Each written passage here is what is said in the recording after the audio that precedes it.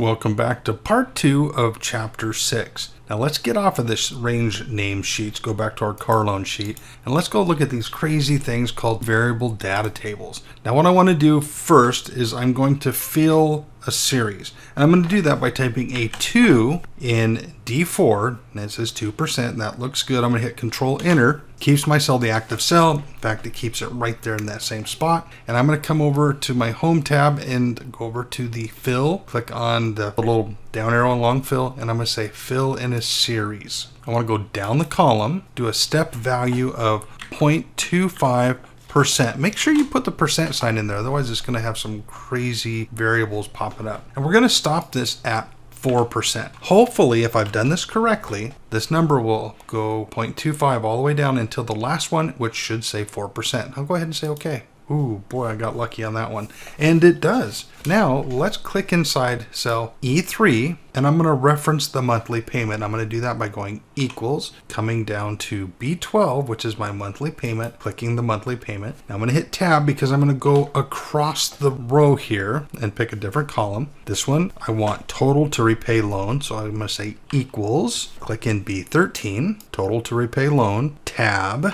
The last one here is going to reference, yeah, you guessed it, total interest paid, that B14, so I'm going to go equals B14. So I'm just using those bottom three here. And on this one, I'm just going to go ahead and say I can hit enter. All right, so those are the areas I'm going to use. I'm going to use interest rates to calculate what my monthly payment is, the total to repay the loan, and the interest paid on the loan.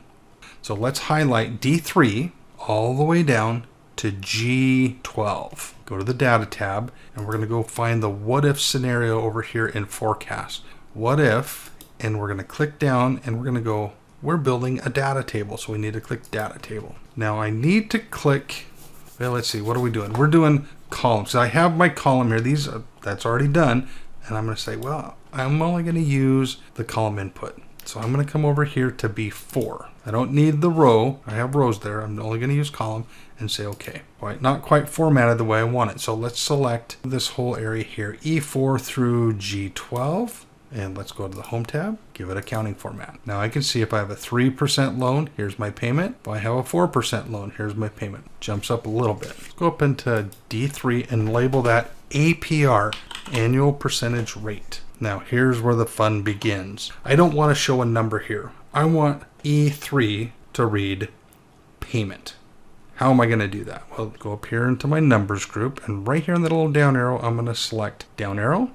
Come down to custom. Now over in this group here, mine's scrolled up. I know where it is. I'm going to scroll up till I find general. Once I have general, I'm going to click in the type there, and I'm going to type payment. But to type payment, because I want to display text, I must start with a double quote. So you must have the quote, type payment, and then end with the quote. So I have quote. And I can see it says sample up here. It says payment. And I'm going to say okay. Now it says payment. Really, if I look in my formula bar, it says B12. Now I'm going to do the same thing for F3. This one I want total repaid. Again, click the more arrow, go to custom. On general, I'm going to highlight the word general, quote, total repaid, end quote, okay.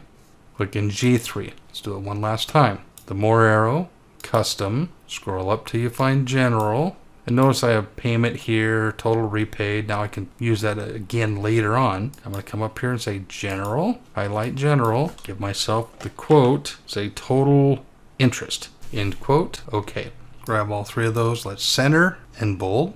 That's pretty nifty. If I click on any of them, total repay loan, and we name that cell, so it's showing the total repay, this one's B14, but the underlying points it to another reference. However, on my table, I can see this is the payment column. This is the total repaid column. This is the total interest column. And then whatever interest rate I have, that's where I would find all my payments.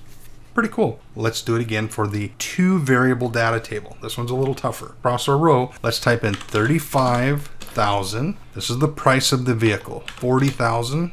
And 45,000, and we'll build our interest rates, and we're going to go from 2% to 6% in that 0.25 increments. So I'll type 2%, enter. Now notice that I don't have the 2 decimal places. We'll adjust that later. I should have went control enter. Let's go fill in a series. So fill series, down the column, stepping at 0.25%. stopping at 6%. Click OK. Now it doesn't look quite right until we do a Shift Control Enter. I highlighted the whole column there, and then I increase my decimals 2 places. Now I can see that it's in 0.25 increments. So far, so good. Let's click up here in I3 and let's reference. Instead of typing APR, we're going to reference B12. We're going to reference our monthly payment. We're going to use that in the formula. Control Enter. Kind of crazy here, we see some pound signs. Don't double click up here to resize, because it's going to go to the size of this merged and centered cell, and it's going to be way too big. Just grab the line right between I and J and just move it over a little bit until you can see the payment.